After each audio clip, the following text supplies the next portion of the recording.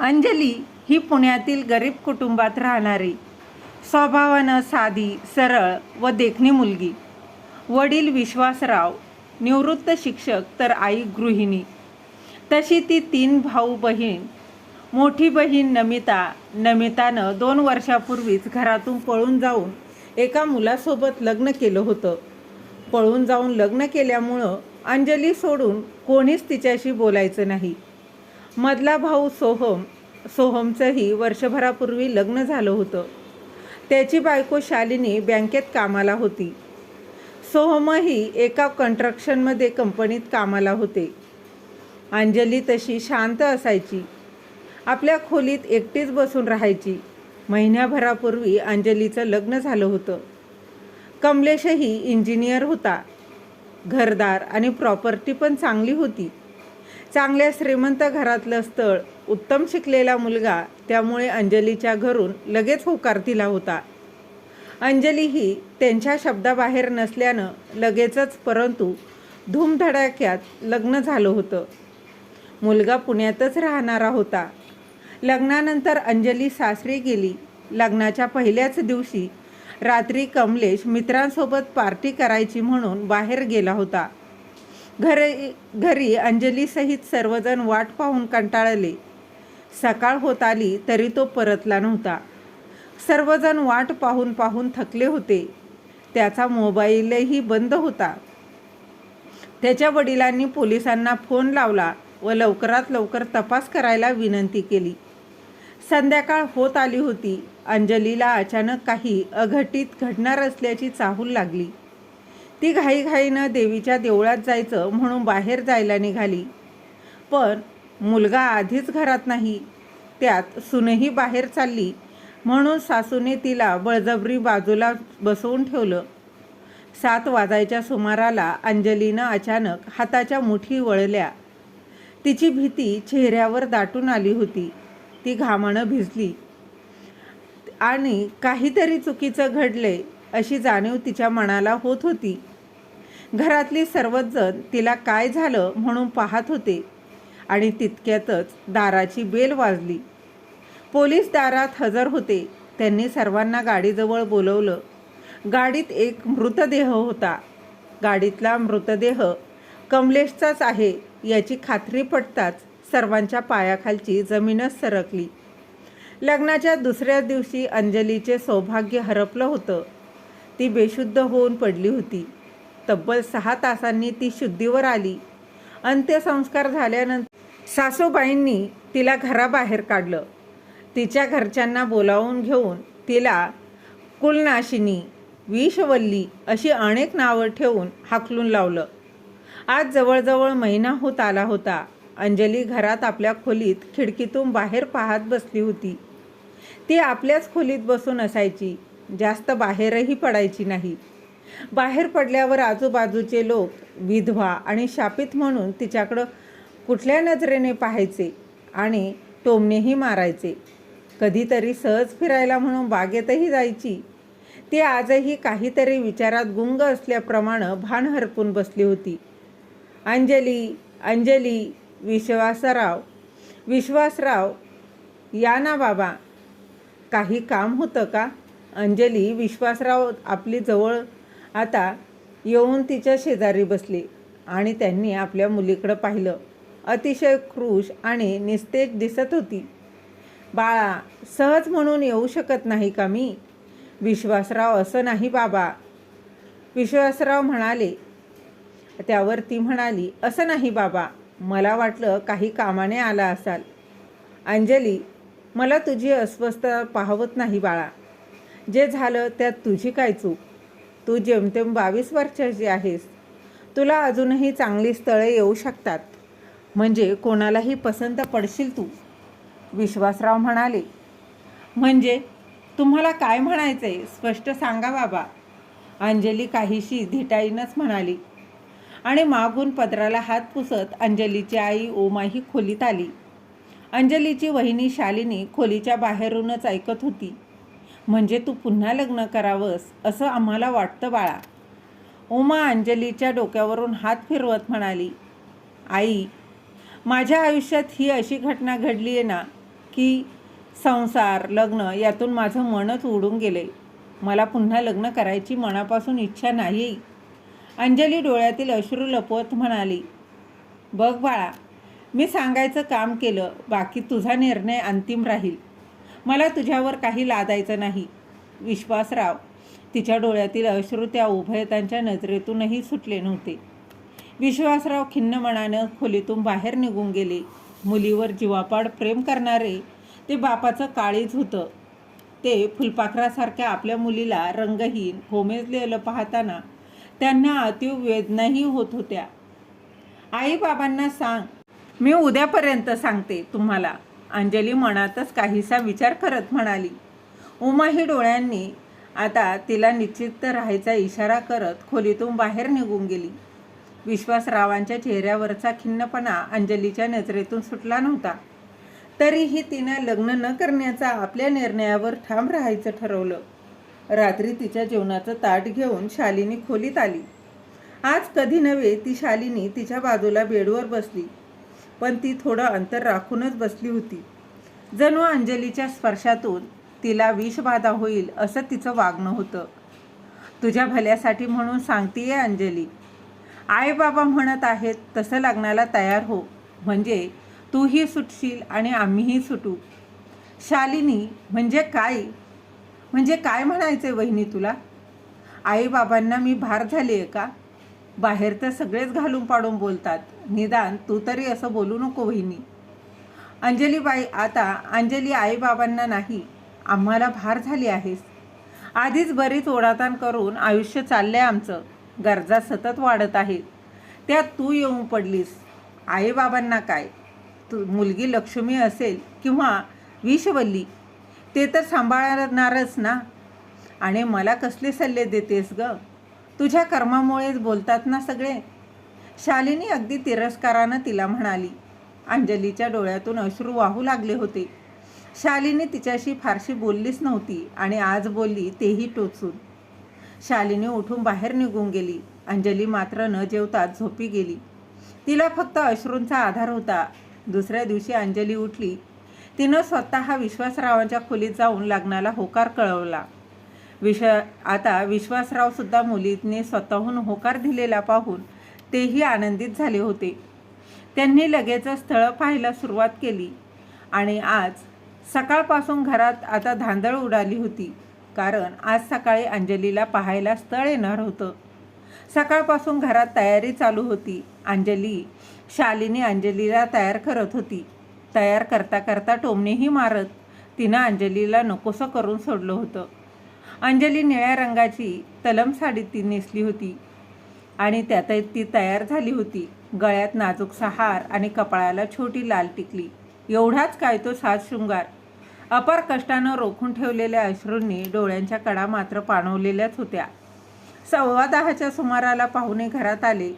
चांगली आता उच्च शिक्षित मंडळी होती. आई, वडील, मुलगा आणि त्यांच्यासोबत त्यांची 10 वर्षाची मुलगी. मुलाची माहिती जाणून घेत असताना कळलं की त्याचंही पहिलं लग्न झालं होतं आणि त्याला एक मुलगीही होती. हे कळताच विश्वासराव भडकले, पण शालिनी आणि सोहमने समजावलं. अंजलीचेही दुसरं लग्न आहे, मग काय हरकत आहे? बाबांनी अंजलीकडे पाहत तिला विचारलं, तुझं काही मत आहे का बेटा? तुला पसंत आहे का? विश्वासराव, अंजलीच्या ओठांवर नकार आला होता, पण तितक्यातच तिला कालचं शालिनीचं बोल आता चांगलेच आठवले होते आणि पुढचा मागचा विचार न करता तिनं मानेनं होकार दिला. आता यज्ञेशसोबत पुढच्या आठवड्यात तिचं लग्न ठरलं होतं. यज्ञेशसुद्धा सोहमसोबतच कामाला होता, त्यामुळे अंजलीच्या आधीच्या लग्नाबद्दलही त्याला सर्व काही माहिती होती. लग्नाला आता आदल्या दिवशी अंजली घरातून बाहेर पडली व घराजवळील देवीच्या देवळात गेली. आई, मागच्या वेळेत जे झालं ते विसरून माझा संसार नव्यानं सुखानं थाटव. आता त्याच्यासाठी ते आशीर्वाद घेत होती. एक वेळ माझं काही बरं वाईट झालं तरीही चालेल, पण यज्ञेशला काहीही होऊ देऊ नको. दुसऱ्या दिवशी अंजलीचं लग्न झालं आणि ती तिच्या नव्या सासरी आली. सासर म्हणजे केवढं! 3 BHKचा फ्लॅट होता. यज्ञेशनं अंजलीला स्वरूपाच्या रूममध्ये झोपायला सांगितलं. अंजली ते ऐकून अवाकच झाली. यज्ञेशच्या आईवडिलांनी त्याला खूप समजवण्याचा प्रयत्न केला, पण केवळ आईबाबा सतत आजारी आणि स्वरूपाची काळजी घ्यायला कोणी नाही म्हणून लग्न केल्याचं स्पष्ट करून यज्ञेश आपल्या खोलीत निघून गेला. अंजलीची स्वप्न फुलण्याआधीच कोमेजली होती, तरी हसरा चेहरा ठेवून ती स्वरूपाच्या खोलीत गेली. लग्नाची नवीन स्वप्न पाहण्याचा आपल्याला अधिकार नाही हे स्वतःच्या मनाला तिनं समजवलं होतं. दुसऱ्या दिवसापासून अंजलीचा दिनक्रम सुरू झाला होता. ती पूर्णतः सासू सासऱ्यांची सेवा आणि स्वरूपाची काळजी ह्यातच व्यस्त राहू लागली. त्यांच्या औषधांच्या वेळा यापासून ते स्वरूपाचा अभ्यास, आवडीनिवडी इथपर्यंत सर्व तिनं अगदी मनापासून शिकून घेतलं. यज्ञेशच्या नकळत त्याच्या आवडीनिवडीही ती जपत होती. एकदा दुपारच्या वेळेस तिचे सासू सासरे हॉलमध्ये बसून गप्पा मारत होते, तेव्हा अचानक फ्लॅटची बेल वाजली. अंजलीनं पुढे होऊन दार उघडलं. समोरची माणसं पाहून ती अवाकच झाली. ते कमलेशचे आईबाबा होते. या सारे जण या. परक्यासारखं बाहेर का बरं उभे आहात? या ना. मोहन, अंजलीच्या सासऱ्यांनी त्यांना आत बोलवलं. अंजली त्यांच्यासाठी चहा करायला म्हणून ती निघून गेली. ते अत्यंत जुने मित्र असल्यानं त्यांच्यात मनसोक्त गप्पाही चालू होत्या. अंजली सर्वांसाठी चहा घेऊन बाहेर आली. सुधाकर, आता ही आमची सून अंजली. महिन्याभरापूर्वीच लग्न झालं. मोहन, ठीक आहे. सुधाकरची तिच्याबद्दलची नाराजी पाहून मोहन काहीसं साशंक झाले. अंजली आत गेल्यावर त्यांनी सुधाकरला विचारलं, काय झालं सुधाकर? तू अशी प्रतिक्रिया का दिलीस?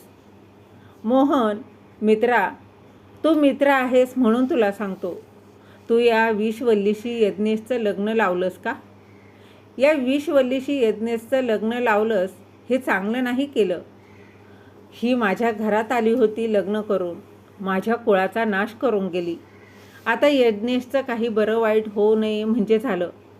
सुधाकर म्हणजे अंजलीचं पहिलं लग्न कमलेशसोबत. मोहन आणि मधुरा या धक्क्यातून सावरले नव्हते. बराच वेळ गप्पा मारून झाल्यावर सुधाकर आणि त्यांची पत्नी घरी निघून गेले. त्यांचं बोलणं अंजलीनं आतून ऐकलं होतं. ती खूपच रडत होती आणि थोड्याच वेळानं स्वतःला सावरत ती परत कामाला लागली.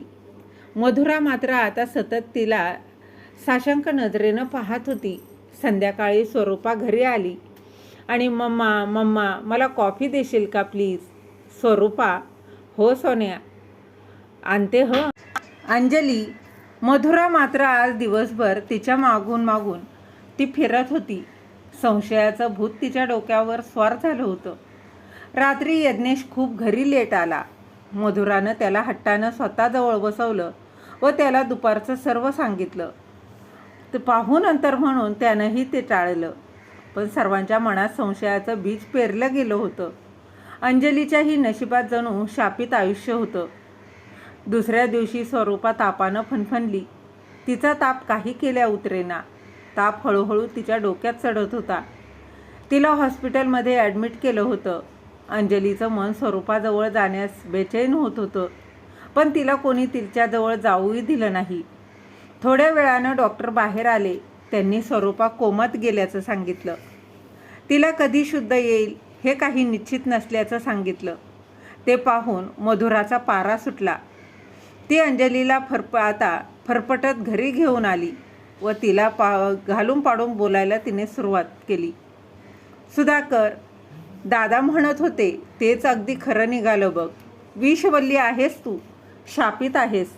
एका घराचा नाश करून आता माझ्या घराचा नाश करायला आली आहेस.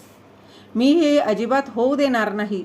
माझ्या स्वराला काही झालं ना तर मी जीव घेईन तुझा. आत्ताच्या आत्ता माझ्या घरातून चालती हो. अंजलीचे डोळे पाणावले होते. तिनं शेवटची आशा म्हणून यज्ञेशकडे एकदा पाहिलं, पण त्यानंही मधुराच्या बोलण्याला समर्थन दिलं. पुन्हा एकदा अंजली घरी आली.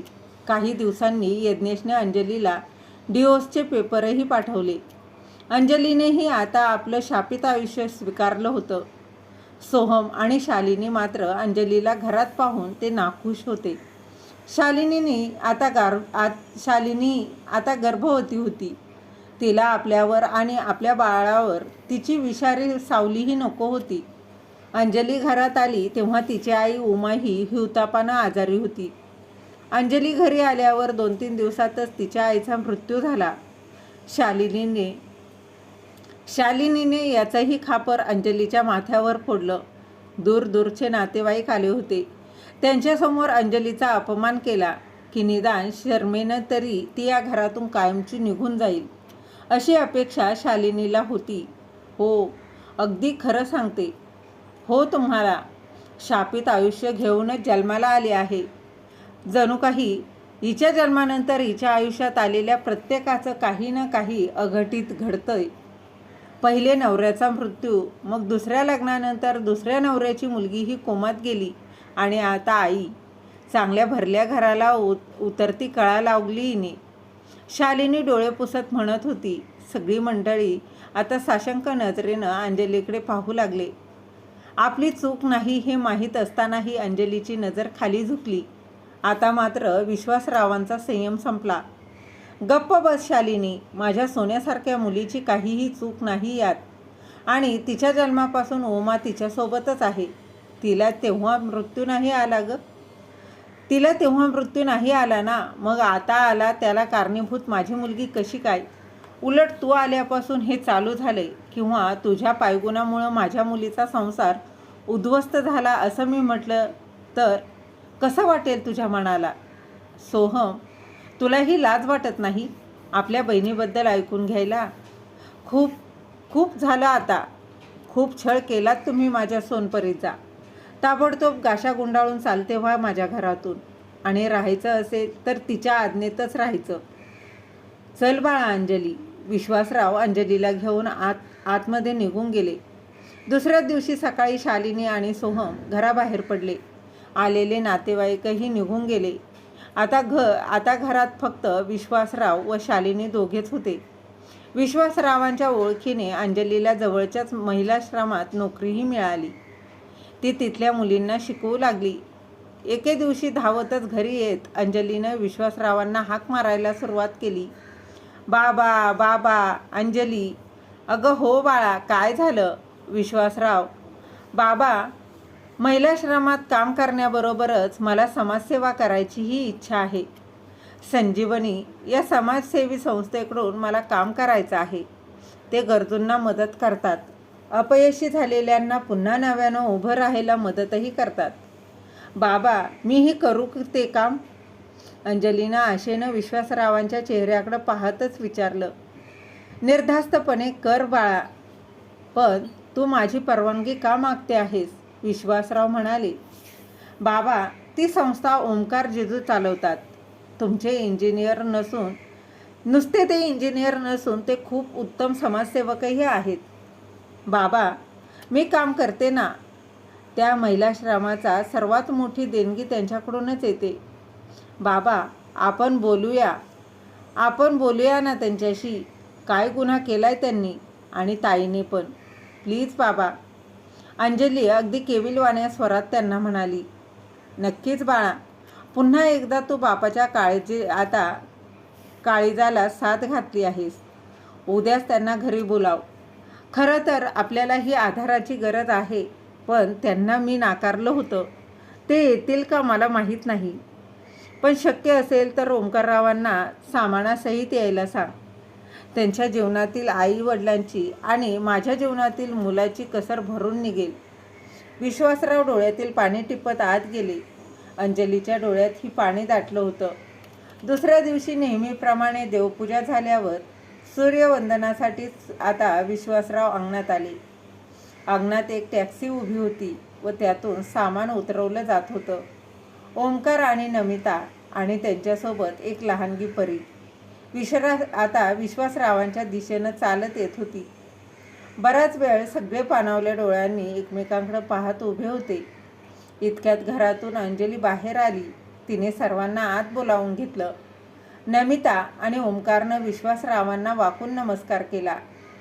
बाबा, तब्येत कशी आहे आता तुमची? आणि अंजली काय काम करते म्हणते.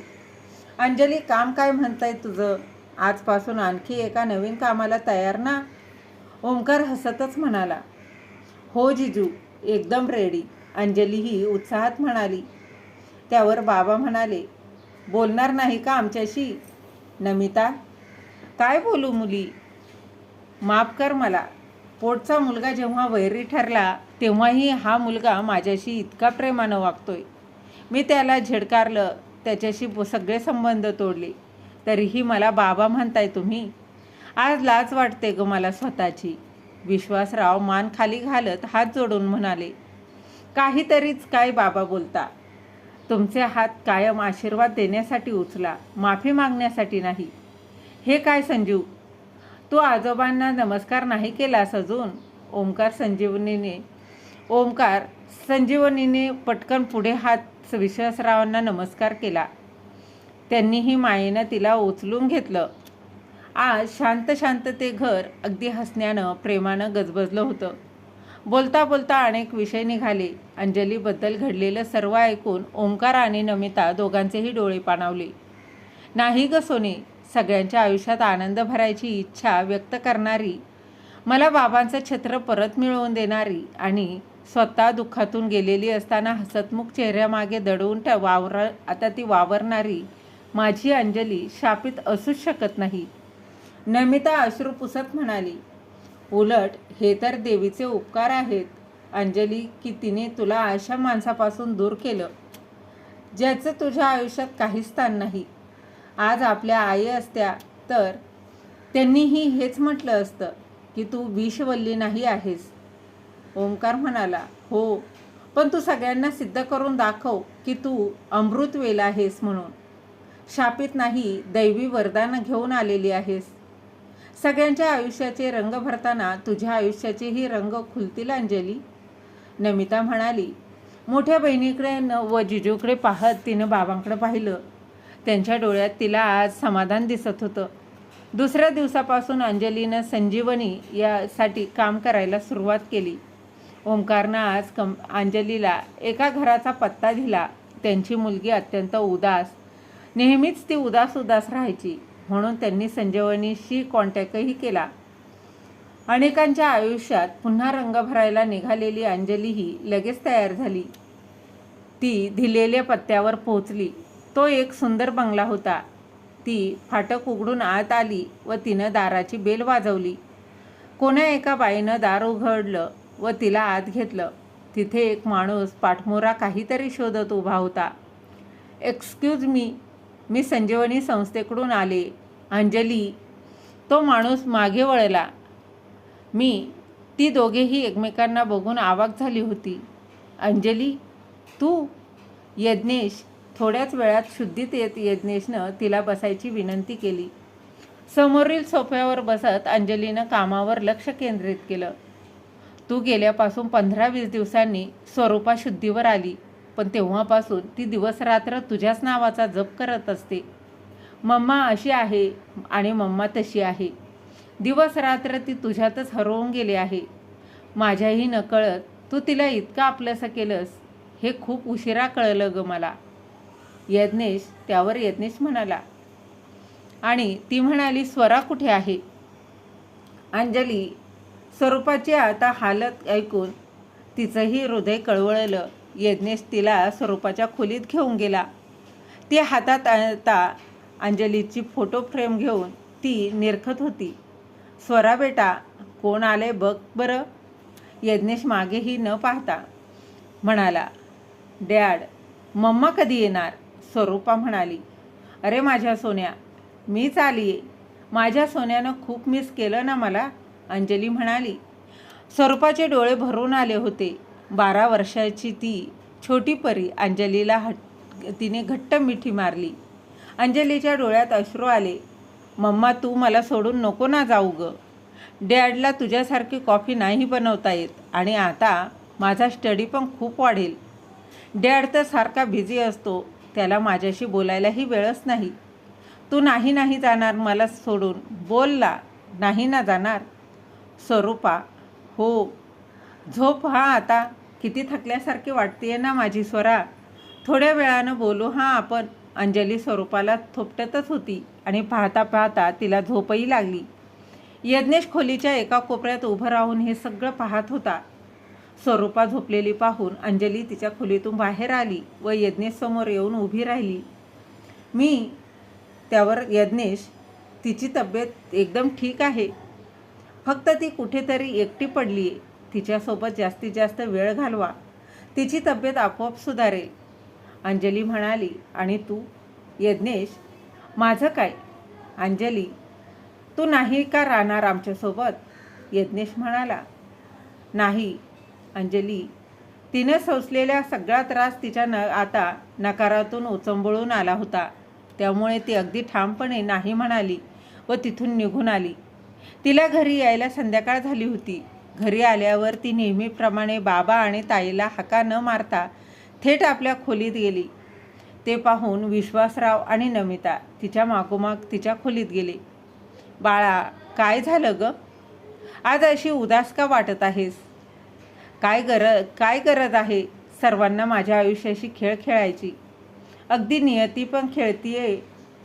आज कित्येक दिवसांनी सगळं विसरून स्वतःच्या पायावर अगदी समर्थपणे उभं राहता यावं म्हणून मी काहीतरी काम चालू केलं आणि आजच नियतीनं पुन्हाही मला यज्ञेशला आणून उभं केलं. अंजली, यज्ञेश? तो कशाला आला होता? तो आला नव्हता, मी गेले होते संजीवनीकडून दिलेल्या एका ॲड्रेसवर त्यांच्या मानसिक आजारी मुलीला मोटिवेट करायला. पण ते यज्ञेशचंच घर होतं बाबा. मला माझ्या स्वराची अवस्था पाहावली नाही. हो, मम्मा मम्मा करत ती रडत होती बिचारी. पण या माणसांकडे आणि मला शापित म्हणणाऱ्या विषारी मनोवृत्तीच्या लोकांकडे मला जावंसंच वाटत नाही. पण स्वरासाठी माझा जीव तीळ तीळ तुटतोय. त्यावर अंजली म्हणाली. आणि विश्वासराव आणि नमिता तिची ही हालत पाहून त्यांनाही आता चिंतेनं ते ग्रासले होते. तेवढ्यातच घरात आणि तिच्या रूममध्ये येणाऱ्या ओंकारनेही सगळं काही ऐकलं होतं. आपण पत्त्यावरील नाव वगैरे चौकशी न करता हिला पाठवल्याचं त्यालाही गिल्टी वाटू लागलं. विश्वासराव घरात आहेत ना का? विश्वासराव घरात आहेत का? मोहनराव म्हणाले. कोण आहे बरं? येतो हं.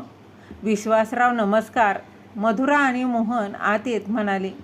मात्र विश्वासराव दारावरच आता आडवे उभे राहून चिडून त्यांच्याकडे पाहत होते. तुम्ही का आलात आता इथे? माझ्या तोंडातून काही अपमानकारक असे शब्द तुम्हाला बाहेर पडण्याच्या आधी तुम्ही इथून बाहेर जा. तुमचा अपमान होईल माझ्या तोंडून, विश्वासराव म्हणाले. मग ऐकून घ्या विश्वासराव. अंजलीला आम्ही नाही ते बोललो. शापित विषवल्ली बोलून अपमानित करून घरातून हाकलूनही दिलं. पण आता आम्हाला मनापासून पश्चाताप होत आहे. मी खूप हाल केले अंजलीचे, पण त्याची शिक्षाही आम्ही भोगतोय हो. आमची छोटी परी स्वरूपा आता आमच्या कोणाशीच बोलत नाही, नुसता अंजलीच्या नावाचा जप करत असते. आता मी आणि माझ्या घरातील कोणीही अंजलीशिवाय राहू शकत नाही. तेवढ्यात तिच्या कानावर आवाज ऐकू आला. मम्मा मम्मा, कुठे आहेस तू? ये ना ग बाहेर. स्वरूपाचा आवाज ऐकताच मात्र अंजली धावतच बाहेर आली. तिनं पाहिलं तर काय, स्वरूपाच्या चेहऱ्यावरचं हसू परत आलं होतं. मम्माला भेटायचं म्हणून ती छान तयार होऊन आली होती आणि तिला पाहून अंजलीचे डोळे भरून आले. किती गोड दिसत होती तिची परी हे निहाळत ती उभी होती. हिरव्या रंगाचा काठपदरी शालू नेसून अंजली दारात उभी होती. मधुरानेही लगबगीनं माप आता ठेवलं होतं. अंजलीने माप ओलांडलं. ज्या घरातून शापित म्हणून तिला बाहेर काढण्यात आलं होतं त्याच घरात ती लक्ष्मी म्हणून परत येत होती. अंजलीच पुन्हा एकदा एक नवं विश्व तयार झालं होतं. बाबा, सासू सासरे, यज्ञेश, ताई आणि जिजू, स्वरूपा आणि अगदी दादा आणि शालिनी वहिनीसुद्धा. दादा आणि वहिनीही आपली चूक समजल्यामुळे परत आले होते. यापुढची प्रत्येक सकाळ तिच्या आयुष्यात आनंदाचा ठेवा घेऊन येणार होती आणि तिला शापित ठरवणाऱ्या त्या अनेकांसाठी ती संजीवनी बनून पुन्हा नव्याने उभी राहणार होती. तर मग मित्र आणि मैत्रिणींनो, तुम्हाला ही कथा कशी वाटली कमेंटमध्ये नक्की सांगा. आणि कथा आवडली असेल तर कथेला लाईक शेअरसुद्धा नक्की करा. भेटूया अशाच एका नवीन कथेसोबत. तोपर्यंत धन्यवाद.